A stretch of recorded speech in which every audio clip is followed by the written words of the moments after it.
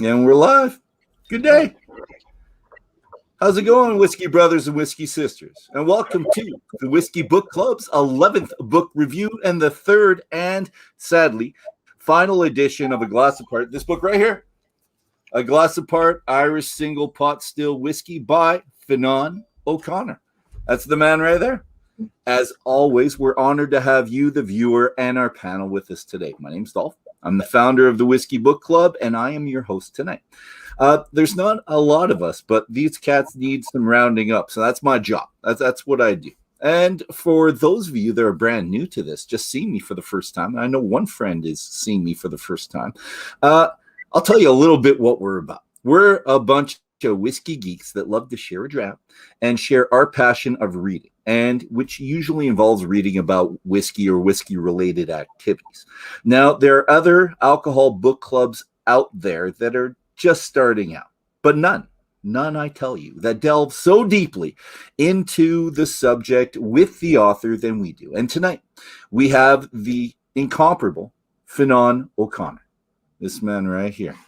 And like many, he started his career in the bar scene as a brand ambassador to one day become probably the foremost expert on Irish pot still whiskey. He is an accomplished, and he didn't want me to say he was an accomplished ambassador, so I changed things around. So he's an accomplished consultant, instructor, journalist, lecturer, researcher, and obviously writer. So let's start our roundtable introductions with your names, other platform handles, what's in your glasses on this final day, and we're going to do this alphabetically. So we're going to go Dave, and then, Fionnan first, and then Dave, Cheryl Kent. Sound good? We're good. Grand. Well, you just said who I am, so that's sorted. As for what I'm drinking, so since it's the last day, I splurged. So this innocuous bottle is Loch's 50-year-old pot still, from the 50s pot still. Not aged in a cask of 50 years. The cork was banjacked, so I ended up, filtering it into something else, and this was the closest bottle that was lying around. So that's what it's being drunk from. Okay. Can't wait to see what it looks like in the glass too, because it looks. Oh yes, sorry there. Oh, there we go. Yeah. Nice. And that's a nice glass too. Irish Whiskey Magazine. Yeah, this is all cunning product placement. Sturgis' magazine came out today, and he clearly, we set up this whole camera angle, everything. This is not just a random accident, I promise. And congratulations on that, because you had a big part. You are. Oh, in this issue? Oh no, I didn't write anything for this one. No, Irish Whiskey Magazine, the promotion of it, you do have a big part. I see your name associated with it tons. So. Oh, usually I just didn't bother to write something this time, and then it was too late. And, but yeah, no. Usually I do write for it, but you're a busy guy. Thank you, sir. Off to Dave. Hey guys, it's Yukon Dave coming from the basement as always. I picked up a bottle of Glendalough. And that's the one from Wine and Beyond, right?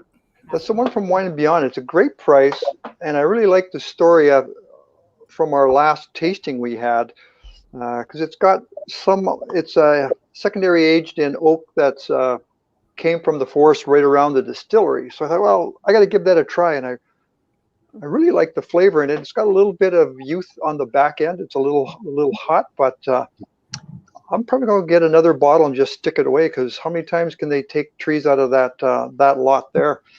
But I'd also like to have a shout out to a couple of the new Irish friends that I found along the way. They're lovely friends. Yeah. So yeah, that's the story from the basement. Thank you, sir. Cheryl? Hello there. My name is Cheryl, and I go by Cheryl's_1 on social media. And today I'm indulging myself in a Redbreast 12. Excellent. Hi, my name is Kent. I go by Whiskey Ass on all platforms. I also have Redbreast in the glass, but I am doing the Kill Big. He's double fisted it. I'm doing a Dolph. I'm double fisted. Good job. And then we've got the the whole brand going on as well, right? Nice. Dave, I want to go to your bottle though for a second because we also have a bottle of this. Bottle number 449, batch 2, casting 2, and tree number 11A. Okay, so I'm batch 2, cask 2, bottle 443. I've also got 11A. Oh, Same tree. same tree. I think we're all the same thing, guys. Okay. So, Okay. all the same tree as well. That's Actually, all. an elaborate ruse. Every bottle. There are no trees. There are no numbers. We're hoping for different trees. Or there was But, only one tree, and it was one of those gigantic Enormous things. trees. It's a big tree. Okay. I think we need to let the audience know what the tree deal is. If you go onto their website, you can actually type in all this information and it'll show you a picture of a tree falling in a forest. Whether it was 11A or not, I don't know. But Same video, every tree. yeah, If yeah. a tree falls in a forest and it's not 11A, did it really fall? You never know. You never know. Philosophical questions at this point. So I will be going back to the store and going through the bottles to see if I can find one that's not 11A. Yeah. Yeah. And the thing is, if you want to find a Well. different tree, are you going to open it to see if the bottles are different, or are you going to try and keep that for a later date? See, I'd like to try different trees. We'll get 2 of this tree, and we'll just keep sharing back and forth when we get them. This is mine, so I'm doing the Kilbeggan. But what I wanted to do tonight, and Sean suggested this last week, and Fionnan, you convinced me as well to grab the rye. And this, Fionnan, is it 75% rye? Is that what you said? No, it's only 30% rye. 30% rye. I haven't tasted it yet. The intent to contrast and compare and see what we like. And what else? Is there any oats in that one, Fionnan? Do you remember? No. So it's both of them were laid down as Irish pot still whiskey originally, and then the labeling had to adapt to legislation later on. So that explains why the rye content is so low. Well, I suppose, obviously in Canada, you've a different relationship with rye whiskey and what it means. So we don't have to apologize. I know but whenever I have Americans say oh, that's way too low. That's not a real rye. That's not a real rye. And then, well, it's not really what it was meant to be anyway. And, but it's a really fun whiskey, but it's malt, raw barley and rye adjunct essentially. Excellent. And never apologize to the Americans. They should be apologizing to us for everything, especially for Trump. Oh my God, they should apologize forever. Done. All right. My wife's saying stop. We're starting. We ready? Yeah. All right. So this week we're taking a little bit of a turn in our focus. So we've discussed what makes an Irish pot still whiskey. I explored its taste, viscosity profile. We progressed from the history of whiskey to the firm establishment of Irish pot still. Then we talked about whiskey's glory days, and we're starting in the last third talking about, well, not just starting, we're deep into it, the commencement of the pot still decline, and then its rebirth. And so with this decline in mind, I'm going to read this here, and Dave will laugh, but I do have a quote, because I always do have a quote. It's what I do. And so Dublin's old originals would be taking them to court as part of a corporate crusade against the fraudulent and nefarious, and I love it when they say nefarious. I love that. Silent spirits. It was a war for the very meaning of the word whiskey. So you propped it up very well there, Fionnan. But I'm thinking that you might hold a little bit of ill will against DCL for their part in bastardizing, and I repeat, bastardizing the term whiskey and moving it away from the single pot still. So for their part in the almost obliteration, here's another one, obliteration of the panorama of peculiarly mixed mash bills and diverse distilling regimens that once ruled the Irish landscape. So they brought us from one to the other. And do you have ill will? Do you hate them? Do you spit every time someone Well, there's a considerable amount of method acting there. I don't honestly believe that anything that can do a column still is not whiskey. But I thought it's important to emphasize that they did, and that this was literally, today we take it for granted that, Johnny Walker, Jameson as it now is a blend of whiskey, all this stuff is still whiskey, whereas the position was that this is, again, James Talbot Power is asked by the court judge in 1908 what he thinks of column still practice, and not just mixing it with pot still, but literally as a device calling itself whiskey. And he says, you know, it is a fraud. Do not shirk at the term fraud. And he says, no, it is a definite fraud to palm off an artificial article on the public. You know, there is this, and, you know, and of course, like in Truths About Whiskey, earlier they had really gone after it, saying, you know, it was plastic to the hand of the compounder, as passable as fake whiskey or fake rum or fake brandy or honest doctor stuff. So, you know, the idea that the last line always got me, like, well, a doctor calling it alcohol would be well within his, but there is this, you know, hard line, and their tolerance for it drops down really heavily at the dawn of the 20th century. You know, it gets, you know, at first there's a certain kind of tolerance, but it really just plummets. And a lot of that has to do with the campaigning around the 1908 commission. But similarly, you know, DCL, the first whiskey advertised as single grain was Cambus, and it was brought out by DCL just before the What is Whiskey trial to legitimize the existence of column still whiskey on itself, not just as a blending material to mix with Highland malt. And so to try and prove that they were not just adulterating Highland malt whiskey, they put out Cambus and says pure patent still whiskey. And there's a bunch of Scotsmen in kilts carrying a big bottle and says the Cambus is coming, hurrah, hurrah. It's really kind of cringy. But the slogan was, you know, not a headache in a hogshead, or not a headache in a bottle, one of the two. But again, pushing this kind of, you know, engineering around. And then when you look at the way, I mean, our whole logic, certainly the logic of Scotch and Irish whiskey legislation by proxy, but, you know, within the history of British regulation of spirits, it traces back to 1908. And all of these terms we use, blend, pure grain or single grain, or what became pure malt, or eventually single malt, and, you know, single eventually replaced words like pure. But all of that comes from this showdown, and a lot of it has to do with this, as much with the stakes of the people involved as it does with regulating whiskey per se. I mean, why does single, you know, if you run malt through a column still in Scotland, you are not making malt whiskey. You are obliged to call it grain whiskey. You know, even though it is made from malt, it's just the wrong, you know, the whole architecture around it is so odd. Why does Irish pot still define itself as not only the use of pot stills, but the use of the mash? You know, they're each bringing to the table their own qualms. And at that point, it boils down to a few really strong vocal key players. And definitely you have Power and Jameson very heavily on the side of the pot stillers. And then you have William Ross, the head of DCL, who was, I mean, first of all, you know, almost single-handedly responsible for rebuilding investor confidence in Scotch after the, you know, the it's called the Patterson fraud and all kinds of, you know, buyouts, by basically buying people out and shutting them down for seemingly for the joy of it. So it wasn't just in Ireland that DCL bought and closed places. They did it in Scotland as well. But there's a certain edge to the practice as it carries on in Ireland.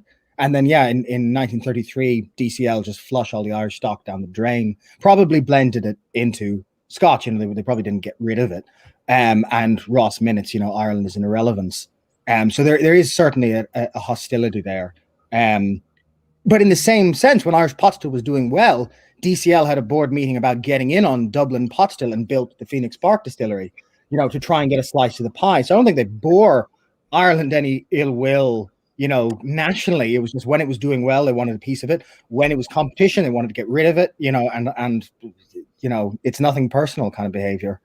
And then DCL, of course, you know, became Diageo, who were my first employer. So I can't hate them too much, you know. But I mean, yeah, they were such a megalithic, you know, and still are. They rule the world. History of Scotch alone, you know, yeah, and still are in their current form as Diageo, you know,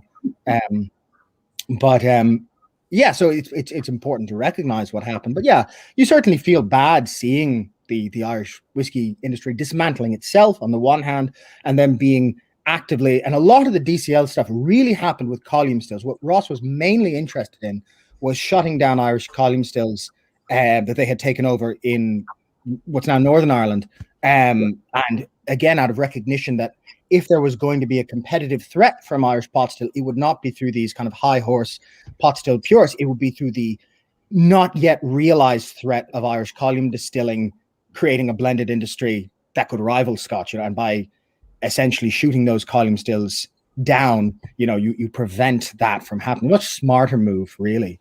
But yes, with the industry collapsing, Irish pot still itself collapses, absolutely. And they did have to shut down the distilleries. We don't like that, but they did. In Scotland, they were shutting down anything that didn't fit within the portfolio, and they all repetition, all redundancies, and they eventually did. And it saved Irish whiskey as well. So as much as we can hate it, but it was still, do you hate the fact that whiskey changed to a more broader term, or are you okay with that? I'm perfectly fine with it. I was trying to have fun with it. I mean, because again, it was already a wider definition. Even when there's some really awkward moments in the 1908 trial that don't get talked about, where they try and reconcile the entire kind of Scotch-Irish imagination of whiskey with the possibility of whiskey being made in North America. And occasionally it comes up like, well, they make maize. This. Oh yeah, that doesn't count. No. That's something else entirely. So eventually whiskey would have had to have a broad imagination anyway. And again, some of the early definitions they came up with were laughable, where they said like, it is certainly a substance held together with alcohol, grain, and water. So again, like. Yeah. Isn't beer that? Yeah. We love it. And we definitely love it. Panel, let's get you involved in this. So, and let's talk about a couple books. We've had a couple books where we're told the distillery sold their whiskeys to grocers in the history of these books. And we all accepted that. But do you think it's a unique statement? Here's one. Most distilleries don't have much to do with the commercial fate of their distilleries, which I never put that together. We knew that they sold their barrels. We did. And we heard that so many times, but I didn't. Maybe you two did, or you three did, but I'll repeat it. Most distilleries didn't have much to do with the commercial fate of their distilleries. So there was other people promoting it. So we read that they would hand the barrels over to a network of intermediate agents, and I'm taking these are all quotes for none. But did we get the impression that it was an awful system? Did we think it was a bad thing at that point? So I'll throw that out to you three. What do you think? Well, starting where I am today and looking at what was going on back in the old days, I can't imagine you would leave your distillery to other people to promote. Like, you give it to a grocery guy that's going to add something to it, and you're okay with that? I just can't imagine somebody sitting still for that kind of stuff. But back in the day, that's the way everything was done. Maybe they didn't have a choice. Well, maybe no one else is going to do it. Today, it doesn't make any sense. We're going to make some whiskey, and we'll give it to you guys. And I hope to hell that something good comes from this. I think you have to look at the mentality of the times too, right? Yeah. It's a young society back then. The laws weren't really set. We've had 150 years to work on all this, and we've come like kind of a full circle with this kind of thing. I have a real love-hate with this whole ideology of where you went with this question, Dolph, because part of me is my first thought was, Johnny Walker. And most people know where I sit on Johnny Walker. I mean, that thing's been blended to the point where it's tasteless juice, right? But back in the day, let's build something. Who were the marketing people back then? It was your local grocers. I mean, we're talking Wild Wild West days, right? Nobody else was really. It was the central hub of where you went to get your wares. So where would you send it to? You would send it to the central hub, because that's where everybody's going to buy everything. And then I can see where the whiskey world would dwarf the mom and pop little grocery stores and grow into its own ugly head. The second part of that is nefarious is a lovely term, and becoming Diageo, and I think that term still suits them very well. I know you used to work for them. You can't say ill about them, but I have another big love. You're probably watching now. The Right. I worked for William Ross himself. You know, they're all staring from behind the grave. The head honcho. Well, Fionnan, then, if we take what Kent's saying, I'm wondering if you would. So you're putting your hands into the groceries because they're the ones that are going to promote it. There's no one else to promote it. Let's agree. Sure. But do you have direct relationships with these people? Do you say, I'm not going to sell anything to you anymore because the last time you made the scariest shit out there? Do they have these types of relationships then, or are they selling a barrel to every grocer they can just to make it a little bit of a buck? It depends on the distillery, but keep in mind, like, we're coming, you know, as you guys just said, the we're looking back 150 years on. We're used to walking into a grocery store and seeing a bunch of branded bottles of wine or liquor or beer or anything. And at least in the West and in developed first world countries, we are quite used to taking it for granted that, you know, when you buy a blue spot, it is, you know, this is what it says it is. And for the vast majority of history, that was thoroughly unreliable, that was in any way true. You know, and what grocers did offer was respectability on the other side, where if you're in some posh wine store like Mitchell's or like Gilbey's, then the customer is buying the respectability of the retailer. You know, the poshness. They're buying the bowler hat behind the counter. You know, and if you're a distiller, you want to cultivate these relationships. But then you also have people just selling to everyone. So some people like Jameson, Bow Street were extremely neurotic about who they sold to, about making sure Bow Street appear on labels. They took a lot of my PhD research came through like court cases, and you know the Jamesons took people. They were extremely litigious. They took people to court all the time, for selling fraudulent whiskey as Bow Street. You know, and again, like one of the big, you know, they when they're put on the stand, they're all very clear about not thinking the column still is not whiskey fundamentally, but what they really despise is it getting confused with their whiskey. Is it getting peddled one thing is the other? So, you know, if you ask them, is this your opinion? They say, no, I don't think that's real whiskey. And they are, you know, and that shouldn't be forgotten. But then similarly, you know, they would blacklist people, etc. So you find people who are happy to sell to whoever was going to buy the stuff, you know, and anything in between. And keep in mind, the same thing was true of wine. You know, how many vintners anywhere in the world had anything to do with the life of their wine after it went out the door? You know, it's so we're so used to a world where, first of all, branding has kind of won the monopoly game, and second of all, you know, and even little guys brand, you know, so for all the like boutique return to artisan to local to whatever, it's on the back of sureties made possible by industrialization and legislation, you know, and now we're going back comfortably and romanticizing the past and taking the best bits of it, but we don't have to deal necessarily with the like dodgy coexistence that would have been just as much a part of that world. And the second part is even those little artisan guys all brand, you know, that's still part of it. And nobody's really like just letting it out into the wilderness and seeing what happens. And you know, and I think a lot of the frustration that especially the Dublin pot still distillers and their kind of peers in other parts of Ireland feel is their mentality is based around a certain idea of provenance, of kind of the old houses, the this, the that, the great names, and you can track it back. And they saw blending as kind of an assault on this. And the industrializing lowland industry, blended industry, facilitated by the colonies, but really based on other things as well. They both lived in the Victorian world, but they lived in two different types of Victorian world. And one is about aristocracy, it's about provenance, it's about prestige, it's about, you know, the kind of, you know, again, the world of people in bowler hats.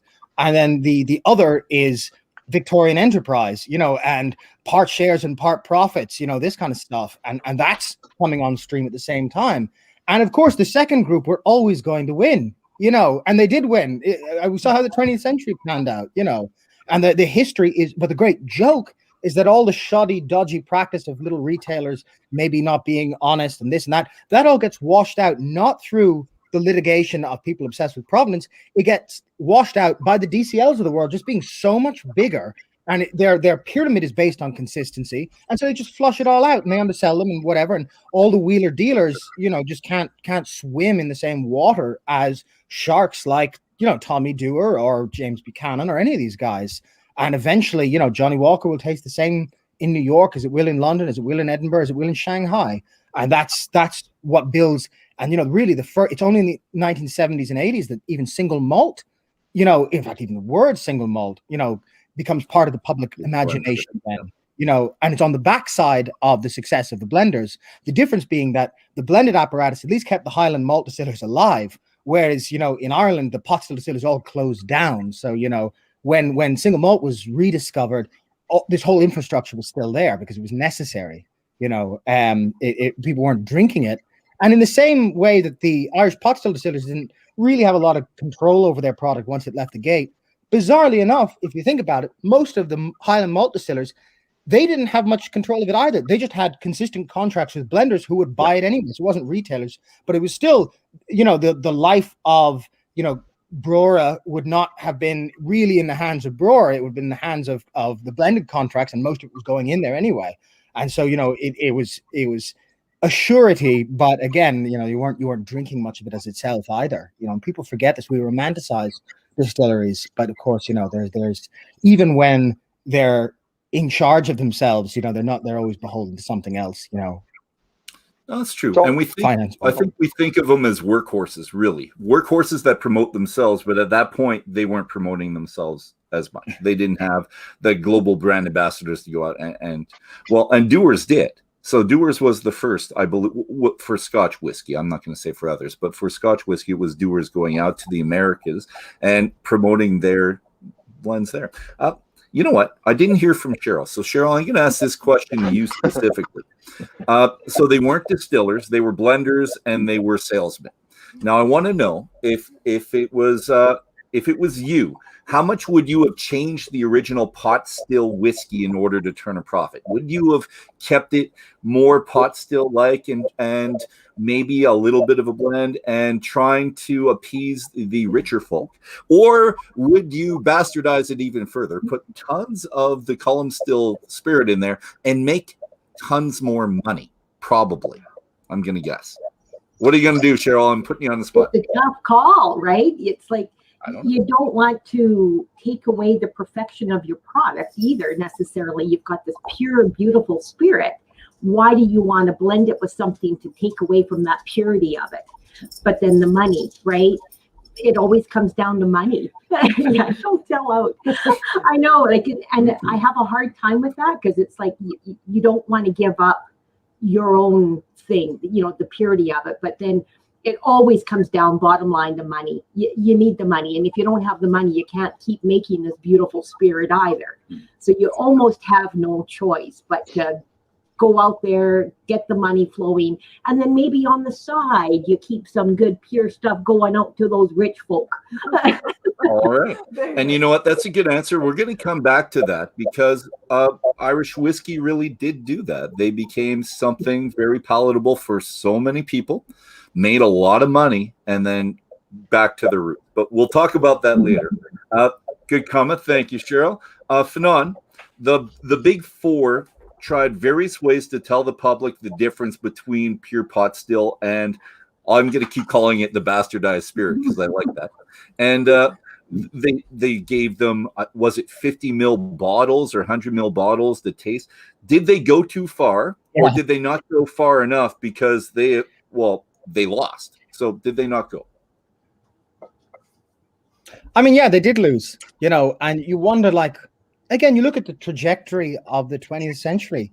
It's not like Scotch won, it was blended Scotch won everything, and yes. I don't know if they could have stopped that with litigation or with branding, or they didn't brand nearly as successfully, obviously. In fact, and they weren't even in the league, most of them. Some of the Ulster distillers branded quite well, but again, they were the only people, in the Belfast crowd were the only ones embracing column stills in force anyway. Not the only ones, but the real ones. You had one in Derry as well and one in Dundalk. But again, that industrialized northern belt more broadly was the only place that was even possible to see a kind of a column still a column still industry, which did happen, but a column still base to blend with. That was a big thing that didn't happen, was you didn't get that collaborative infrastructure. And you look at the way Scotch is based today with, again, like that whole Highland architecture is based, it was kept alive just as the tip of a pyramid to bleed malt flavoring into the blends. And you wonder, you look at these custom distilleries starting up like Ailsa Bay and things, where companies are able to make different styles of malt in-house and they don't have to go to, and you wonder what that will mean now, for these Highland distillers if they become irrelevant to the blended process. Now, I think Scotch is doing so well, and malt Scotch is doing so well anyway, that malt whiskey is almost repivoted anyway, where people want increasingly to just try the stuff on its own. But it was in some senses an accident that, it became necessary. I don't think William Ross would have preferred to source all the stuff from little operations out in the middle of nowhere if he could. They eventually bought a lot of them. But of course, there was a whole infrastructure of contracts, and of supply chains. And that didn't happen in Ireland. And, and then when you have the column stills disappear in the north and not really take off successfully in the south, then you're left without the possibility of it happening. Irish pot still, it's odd because, again, like, there isn't even really a successful legislation around the concept. In 1908, the best they can, and it's funny, they basically divide them into Scotch pot still and Irish pot still, and they consider malt Scotch pot still. And they say, with the exception of 3 distilleries in Ireland that use the Scotch practice, and by that they mean Bushmills and then the 2 in Coleraine. And that's all the only people in Ireland, and we often brush this over because we like to sell malt whiskey now, but it really was, again, a marginal industry, largely in the part of Ireland geographically and in many ways culturally closest to Scotland, and again, without going too far back into the history, there was this, that was as close as people could get, saying, well, is Irish pot still this and Scotch pot still is that? But, is malt whiskey this and a blended malt, what's that, etc. And the whole architecture was written to suit the victors. And so, terms were legislated for the same reason that, like, in Scotland, of course, if you made redbreast, you would be making grain whiskey. If you made wild turkey in Scotland, you'd be making grain whiskey. If you made Nika coffee malt in Scotland, you'll be making grain whiskey. But what is Scotch grain whiskey? 99.99999% of it is column distilled, either, mainly wheat, high purity blending base. That's the kind of industrial understanding of it, but there isn't the language to really deal with anything else. Our Beaky rye is technically grain whiskey, the Highland rye that just came out. Whereas in Ireland, grain whiskey's legislation is much more specifically, no, grain whiskey is that stuff that comes out of a column still, because we have to accommodate Irish pot still as well. And, it's a bit, but a lot of that's more recent. But, the whole language of Scotch whiskey legislation and Irish whiskey legislation is based around the stakeholders. It's not just a mathematic deconstruction of how whiskey is made, and so we end up with terms that are, not entirely perfect, and we kind of have to, make them suit as best as possible. And what happened to Irish whiskey was that it had refused in legislation to admit to being anything other than Irish pot still, and then failed to legislate with allowance made for malt whiskey, up in Bushmills and places, allowance made for peculiarities. And in fact, I think it's Jemison. It's either Jemison or Powers is grilled saying, would you consider Irish malt whiskey not Irish whiskey? And he says, no, that's Irish whiskey still, of course.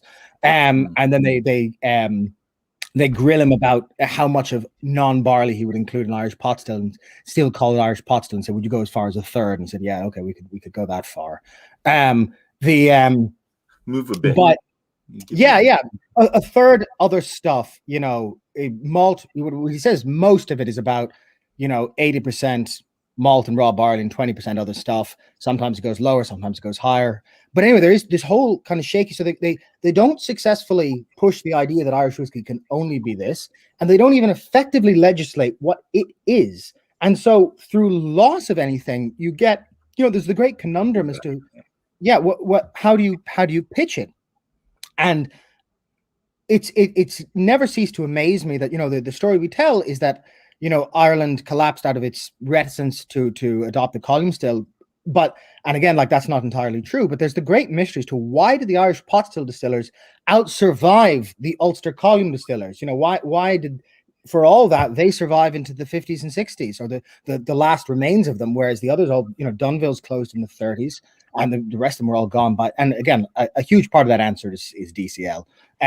But it's still interesting in premise, you know, that again, the law was written around Scotch because the Scottish interests were more convincing. I think what it ultimately, and the winning argument that Ross pitches, and this, whenever it comes down to it, this always wins, which is that if you don't allow for column still whiskey to be made, there'll still be cheap whiskey, but it'll be cheap pot distilled whiskey, which can be actively poisonous. Whereas column distilled whiskey, it might be a bit bland, but it's perfectly safe, you know, but you're not getting these like noxious heads and tails thrown in. It says, you know, there's going to be rock gut regardless, but this is just neutral-ish alcohol. Whereas if you go back to, you know, what people were drinking in the 1700s and the 1800s, you know, you could get stuff that was methanol in it, you know, and so, and that safety argument is very, very difficult to trump, you know. And he also says, as long as our devices exist, we can make sure that that stuff doesn't get a chance, because we'll always have something cheaper than they can produce, because we have a bloody column still, you know. So we don't just replace them, we make it impossible for them to be successful, even if someone does make crappy pot still whiskey, you know, or crappy pot distilled whiskey. Yeah. And there's some. The other problem with this is still, you said it, the definition of the words, but, and here's an example. We've got branding card. Most Irish pot still contains column still spirits. Still tastes yummy, and I agree, but the definitions are still vague for people everywhere. It is in the States when they talk about certain types of whiskeys, and we went through that with, well, I won't say the author, but going through what a country believes the titles to be and what they should be, is there's no unifying statement throughout. We do what whiskey is, but when we start saying pure malt, blended malt, vatted malt, or pot still. So do you want to correct Mr. Brendan Carty? Or no. So Brendan is intentionally stirring the pot. Yeah. I'll pour some of That's why I'm leaving it to you. For those of you who don't know, Brendan Carty is the founder and head distiller or co-distiller of Killowen Distillery. And I have some of their stuff. So this is Killowen. And Killowen are really, and I know Brendan's on here, so I don't want to make him blush, but Killowen are the people that in 5 years, everyone is going to be talking about outside Ireland, and everyone is already talking about inside Ireland. They're what Stawning were 5 years ago, Balcones, etc. If you're looking to find, you know, so there's a lot to pay attention to. But they do have a habit of raising ornery questions like this that make us think. But this particular one is 50% peated barley, 21.6% unmalted, 14.2% oats, half of which is malted and peat smoked, half of which is raw, 7.1% wheat, 7.1% rye. Now he deals in sacks, so I think he's just done the math like this. And I think there's okay. And this is just spirit that has been aged for a very brief amount of time in which beer is this? Dead Center Brewing Imperial Stout. So that glass is different in it. So he Brendan makes pot still whiskey, full stop. He makes it, you know, hand beaten alembic pot still lit with a flame. You know, a lot when we think of pot stills, you know, again, so our imaginations go back to the alembic, you know, and so forth. And now we live in a world of hybrid stills. We live in a world of redirected spirits. You know, the whole apparatus, the technical infrastructure of whiskey has changed. So what Brendan is alluding to is that in particular in Middleton, there are column stills attached to pot stills, and faints to make a lighter spirit. Faints are redirected into columns and then lightened and then pumped back through the system. So your central trajectory is always going through a pot, but you are essentially to modify distillate types. You're essentially putting in higher alcohol, higher purity faints back into the system, so that of course a lighter product is being fed backwards. And so, yeah, you are getting, you know, so yeah, everything. And when you look at that infrastructure. And of course, like, we're not going to, I'm certain that, well, Jesus, if I was to say Redbreast, isn't pot still, then that book is a fraud. That I'll have troubles with my publisher explaining things after the fact. But of course, everything, when you deal, and there's a lot going on now to legislate about Irish whiskey, and there's a few topics that are quite trendy and quite public. But there's a lot of stuff that people don't see that's going on, and a lot of that is to do with the shape of stills. I don't want to say the shape of stills, not in the sense like Glenmorangie having very tall stills. I mean in terms of hybridity, etc. What counts as a pot still, what doesn't. And so ironically, despite the adamance of the Irish pot still distillers that pot still was an integral part of it, the emphasis now is pushed very heavily. And when they said Irish pot still, the Irish part of that was mixed mash bill, and then the pot still was pot still, as opposed to Scotch pot still, which they meant malt whiskey with notable exceptions.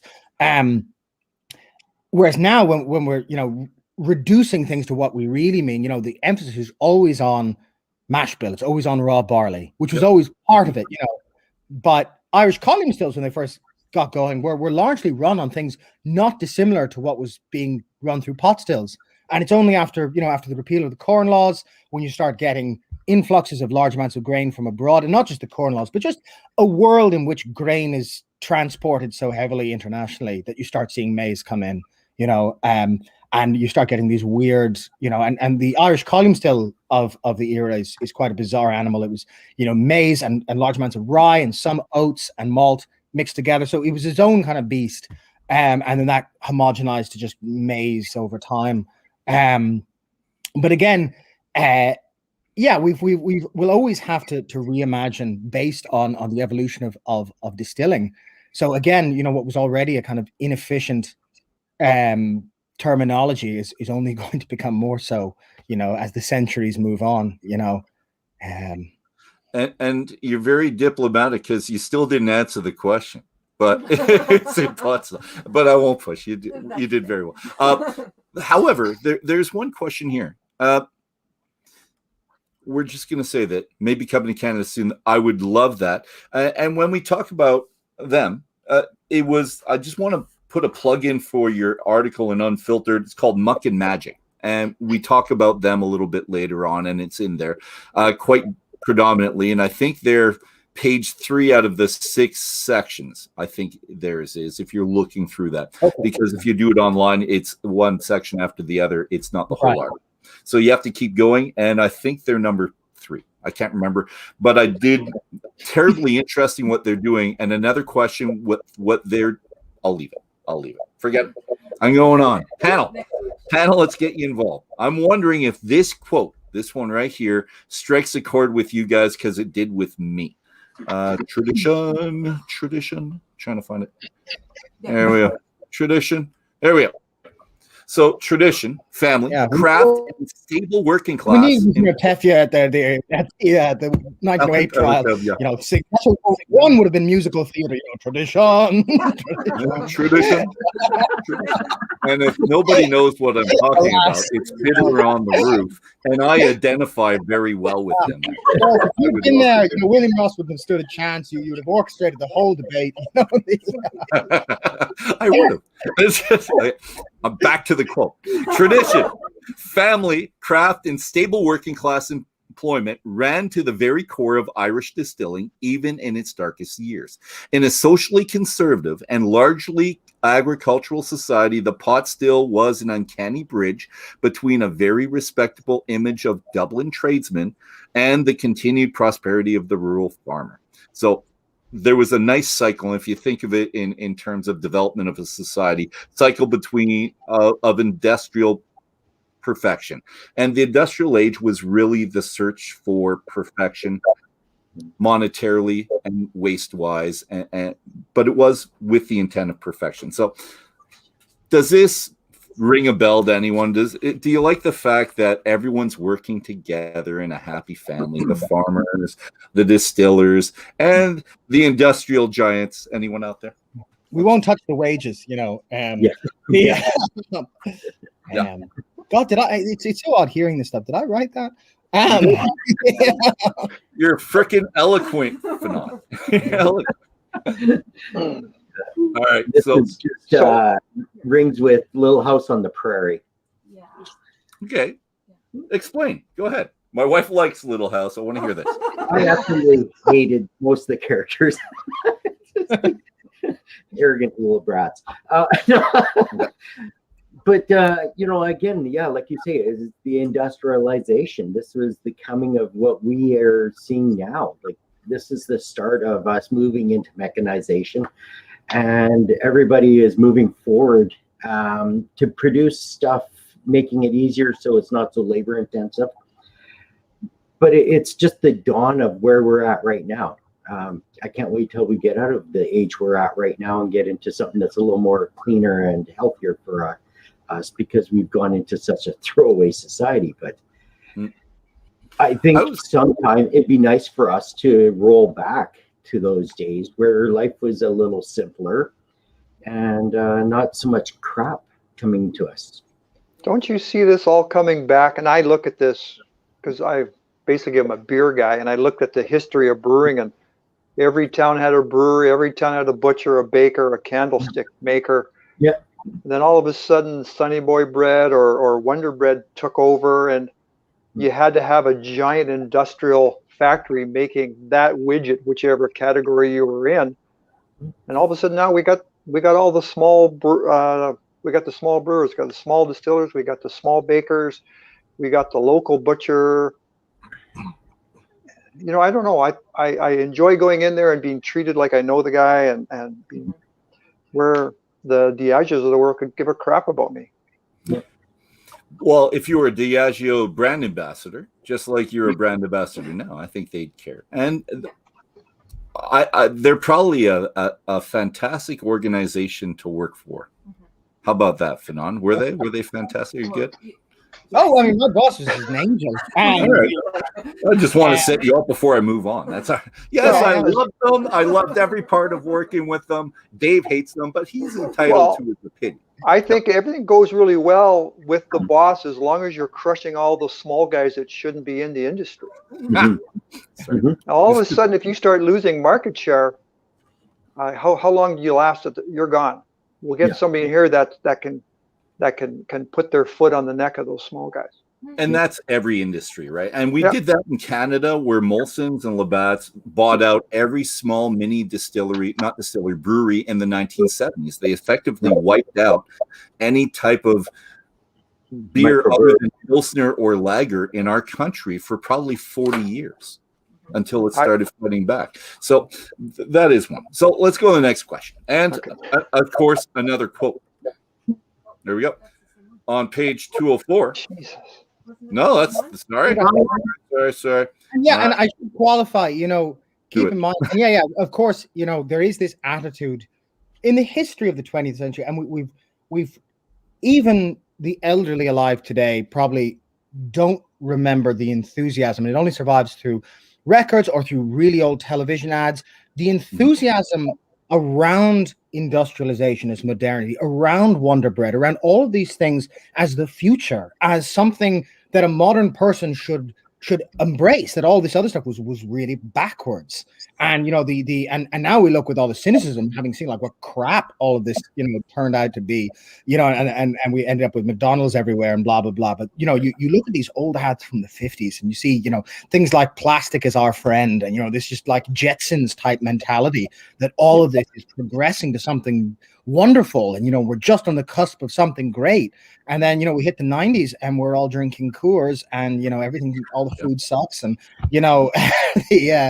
and we realize we've been aspiring to like the taste of airline food for 50 years, and there's this kind of huge backlash, and scramble, but that wasn't always the case, and there's this, again, it's only very recently that it's become mainstream to want alternatives, not even for it to be acceptable to want alternatives, but for large amounts of the populace to want. I mean, here, my advisor used to talk about how you'd go to hotels in Ireland and you'd have potatoes being grown out within spitting distance of the place, and they'd still be serving you tinned, what was called Norse mash, pre-made mashed potatoes, and considered, regressive to be getting potatoes from out there. You should be getting this, tinned futuristic product, and that was somehow cleaner or more reliable. That there was something dodgy about regressing to the past. So I think the public were as equally culpable now. Of course, they're on the receiving end of aggressive branding, but still, the kind of zeitgeist of the age was so, in one sense, naive about where the industrialization of food and drink was headed. Okay. Yeah. Just to add on to that, like, we're all old enough to remember the 80s where there was a big push to go to freaking plastic bags and save the trees. We're cutting down too many trees. It's bad for the environment. So now we dumped all this plastic into the ocean. Now we're rolling back to paper bags again, right?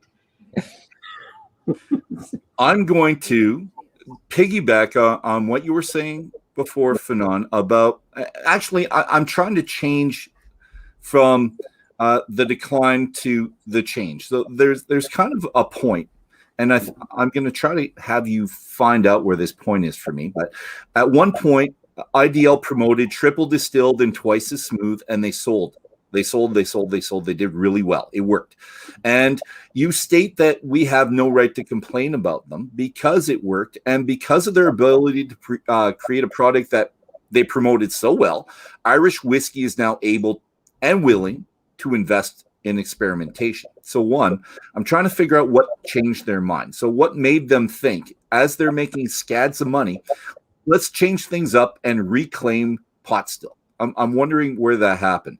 Or was it guilt? Are they reminiscing about the past? Or was it people like Barry Crockett, the master distiller, that always had hope and creativity, and just maybe he kept plugging, saying, could I please try something new and different? So I'm trying to figure out what the big moment was for them. What's the epiphany? And have you been able to nail that down, when that was? Yeah, I mean, and it's odd because, there is this kind of desire to, repitch Irish whiskey to the world, which was definitely necessary because, you got to the point where, like, when they were doing polls in the US, and half of those polls didn't actually know that Ireland made whiskey. Things were really bad, when people didn't know that, what had once been considered above Scotland as the home of whiskey, and Scotland was a kind of appendage. And now we've gone backwards, where like Ireland is an appendage. People for a while thought of Ireland as almost like a region of Scotland, and you'd see that sometimes. You see like companies that have a lineup, say, right, try a Lowlander, a Highlander, an Islay, Speyside, an Irish, and it used to be kind of the other way around, where like the elasticity of Scotland's Highland rigmarole was seen as kind of the justification of it being part of this entity. But now it's again, it's flipped. But I've been guilty, certainly in the past, of giving them a hammering for the triple distilled, twice as smooth line, because it's to me it just makes me kind of quiver and I'll start to get The of course it was enormously successful, and I think the last 10 years obviously have been, and really the last 5 years, let's say the last 10 years, since the sale of Cooley anyway, have been transformative for Irish whiskey. But they've also been transformative for whiskey full stop. You see the explosion of world whiskey, for starters. You see the, people around the world who didn't drink whiskey before who are drinking whiskey. You see the internet, just blowing up the knowledge base of the consumer. You see all of this stuff happening around. So I think there's a variety of things that catch it. And certainly pot still whiskey, as early as the 90s, Irish pot still was singled out by a lot of critics, usually through Redbreast and well, there was only really Redbreast and Green Spot, but occasionally through the lost, those who really knew their stuff, the old bottlings as well, the old Powers, the old Jameson, etc. The old. I'm going to throw out a couple names. So, and you talked about these guys. So Jim Murray, Michael Jackson, Ian Buxton, David Broom, love him. John Hanson, Dominic Rusgrow. They all had single pot. They helped in the rise of obscurity. Is there a few that helped more than others? I know they all wrote about it, and you mentioned them all. Yeah. I mean, obviously Jackson was first, and I mean, geez, Jackson made whiskey writing popular, full stop. You know, and I remember beer. Yeah, after beer. Well, on the basis of being, you know, the Jim Jones of the craft beer movement, you know, this strange figure. Then when he chose to write about whiskey, everybody sat up and listened, you know. And I remember when I was doing research for A Glass Apart, talking to Mitchell and them having stories about Michael Jackson, this funny English guy with a big beard, came to the shop and like kissed the carpet. And nobody knew what he was doing in a briefcase looking for bottles of Green Spot, you know, back when really nobody gave a damn, you know. So yeah, there has been there have been champions, you know, and again, a lot of them, you know, including Dave, coming from outside Ireland looking in, you know.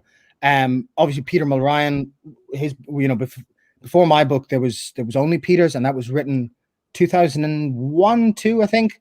So, you know, and before that, you're looking at like, you know, E.B. Maguire in the 70s. Well, Jim Murray did have, I know, you know, Jim Murray is, you know, cancelled as all hell. But yes, he did write a lot about Irish whiskey when no one was really looking. And he certainly took a liking to pot still.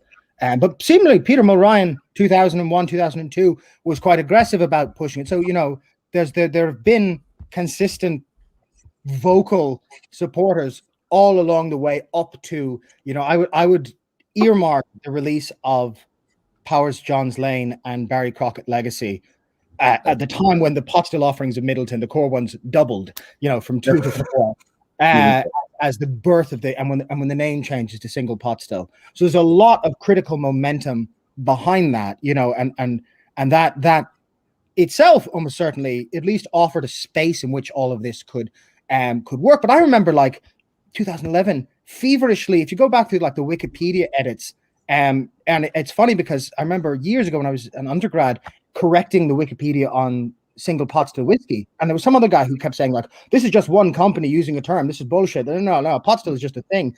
And then I eventually just gave up and went away, and then years later I came and it was all my words, just other people saying it and then tagging the book, and because it was in print, Wikipedia said it was legitimate information. It had been validated with a source. It's amazing. But I remember even then the like confusion. You'd see Redbreast. I mean, still, you know, I know in the US anyway, you know, you walk into a liquor store and, you know, there's the Scotch section is malts and blends. Then there's still you see the Irish single malts up with the Scotch single malts, but the pot still whiskey can end up in peculiar places because nobody knows it's a blend. It's not a malt. It doesn't say single malt. It doesn't say blend. What do we do with it? You know, so you'd find it all over. You know, I'd see very prominent, you know, reviewers of drinks. Usually not, you know, the Dave Brooms of the world, but people who would be general drinks critics who would take an interest in whiskey, and they'd horrendously get the whole. They'd call it a blend and whatever, and say, "Oh, this is a very fine Irish blend," and they'd say a blend of malt and raw barley. And you say, well, that's not really, you know, it. Yeah, certainly. But long before me, you know, there were people, you know, I started when I started reading about whiskey, there was stuff out there about pot still, you know, absolutely. And there were a lot of people, you know, a lot of people, big close friends of mine here in Dublin, guys like, you know, Willie Murphy, who's now the distiller down in Tipperary, but for years was just an avid collector. That everyone knew because he was always on forums and things, and you know, Leo Fionnan and all of these guys who got no glory but were, you know, quietly knew a whole lot about Irish pot still. So it was there even then, you know, but it had become this kind of like semi-feral community of fanatics, you know, and it's with very little to talk about, you know. There's only a few releases. You really, what happens is you end up knowing a whole lot about what is there, you know, and so people would talk about the difference between the 2 releases of Redbreast 15 and this kind of stuff because there's just nothing to talk about. Well, so yeah, I like the geek talk. I really do. I love it when we can geek out, but I think they're going to have a hard time now trying to be that in depth about everything coming out of Ireland right now. Oh my God, so much. Many bottles that I see come and I can't buy them all. And my wife is definitely, it's like, no, pick 2, Dolph. I know you 2. I picked her. That's okay. You know what? To Our today, hours. to tomorrow, to the day after. There you go. We will, and I'll go back when she doesn't know, but she always finds out because she's the banker. She gets it all. Last comments. So, Dave, last comments. This has been so much fun. One comment for Brendan from Killowen. We need to get some samples. Yes. Yes, Yes, definitely. do. But you said it. My understanding of Irish whiskey was one chapter in a book. Yeah. My understanding of Irish whiskey, pot still whiskey, is an entire book And an Like article. and one article. So A couple. yeah, this is so much fun. Thank you, That's Dave. all I got to say. Last comment. Last comment is, well, before this book, we had a blend, That's all we had. a note, and we had a coulis. Oh, I And I love didn't that. realize that this, Yeah, totally forgot about that one. didn't even realize it was a single malt Irish whiskey. It was just really delicious, and we picked it up a long time ago. Not a clue. And then I got thinking, it was like, wait, I got a coulis on the shelf. I had to go digging for it because it was really delicious. And then we have lots of stuff to flavor here. So we kind of just blew over it a few years later, and then now we're back into it. So this bottle is going to disappear, and unfortunately there is no more of it. But we've, because of you, these and that, and yeah. We're gaining an appreciation. And you know what? SMWS, I know you're not a fan of them anymore, but there's coulis expressions, and I think I have one at the back of my cabinet. Nice. I fell in love with coulis 3 years ago, I think. Yeah, So that'd be about a little bit longer for that one, but maybe. coulis, and not even knowing that it was an Irish pot still. Yeah. Probably, had we clued in back then, we'd probably have a lot more Irish pot still on the shelf than we do. We have a lot of time to get a lot now. We're all good. Fionnan, last comments from you, sir. No. Jeez. Yeah, it's been great fun. Are we still doing the after drama, or is this? We're doing the after dram, yes. Oh, yeah. Then, what do you mean last comments? I'll see you in 5 minutes. Well, let me do the thing. If not, you just drink, and I'm going to start my wrap up. Whiskey brothers and sisters. That's it. That's the end of the Whiskey Book Club. We're moving our conversation, just like Fionnan just said, to the after draft. And we're going to be there. And I don't know who's getting the echo, but stop it. Stop it. Someone's out there. A glass apart, Irish single pot still whiskey. Here's the book. There's the author. He's going to be back. And my public service announcement after 5 minutes. If you don't want to miss a minute of our next episodes of the Whiskey Book Club, and this is different, it's Whiskey Masterclass, the ultimate guide to understanding Scotch, bourbon, rye, and more with author Lou Bryson. He's our next author coming up in October. And I'll tell you what's happening this summer in the after dram. So October for Lou Bryson. Click subscribe and you'll show up right there. Fionnan, I'll see you in a couple minutes. Panel, everyone out there, thank you very much for being here tonight. And ciao. Nope. Can't say ciao. Sludge.